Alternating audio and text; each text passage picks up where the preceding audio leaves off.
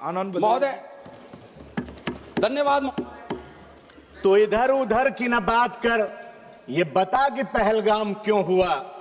मुझे दहशत गर्दों से रंज है, पर तेरी रहबरी पे भी सवाल है। धन्यवाद सभापति महोदय। मैं बधाई दूंगा इंडिया गठबंधन के अपने नेता माननीय अखिलेश यादव जी को, राहुल गांधी जी से समेत विपक्ष के सभी नेताओं का, कि उन्होंने इस फैसला कुन जंग में सरकार के साथ चट्टान की तरह खड़े रह करके अपना समर्थन देने का काम किया है। मैं अपनी देश की बहादुर फौज और अपने वीर सैनिकों को उनका अभिनंदन करना चाहूंगा, जिन्होंने दुश्मन देश की छाती पर चढ़ करके आतंकी ठिकानों को नेस्तनाबूद करने का काम किया है। साथ ही साथ पहलगाम में हुए खुफिया तंत्र की विफलता पर, विदेश नीति के विफलता पर तथा डोनाल्ड ट्रंप की बेलगाम बयानबाजी की चुप्पी साधने पर भारतीय जनता पार्टी सरकार की कड़ी भर्त्सना भी करना चाहूंगा। सभापति जी, पहलगाम में जो दुखद घटना हुई वो देश के माथे पर कलंक का टीका है।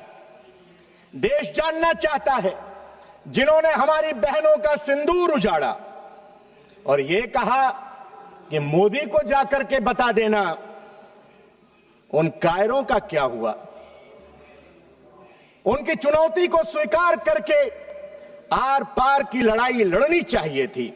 फिर बकौल रक्षा मंत्री जी, चाहे पेंसिल टूटती या फिर पेन टूटता, कहीं न सबको समंदर बहा के ले जाए। ये खेल खत्म करो कश्तियां बदलने का, सियाह रात नहीं लेती नाम ढलने का, यही तो वक्त था सूरज तेरे निकलने का। आपने ऑपरेशन से पहले विपक्षी नेताओं से बात की थी, तो फिर सीज फायर से पहले विपक्ष को विश्वास में क्यों नहीं लिया। आगाज अच्छा था पर अंजाम समर्पण वाला था।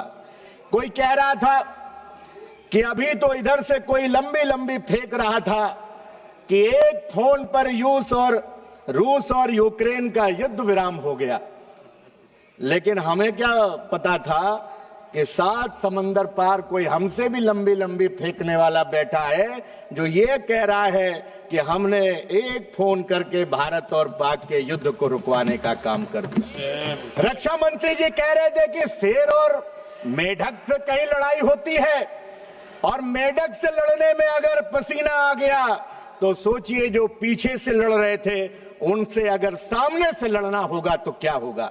मैं इस मौके पर श्रद्धेय नेताजी आदरणीय मुलायम सिंह यादव जी के उन शब्दों को याद करते हुए कि अगर युद्ध होगा तो दुश्मन की जमीन पर होगा, अगर इस लाइन से भारतीय जनता पार्टी की सरकार ने प्रेरणा ली होती तो इतनी फजीहत शायद न हुई होती।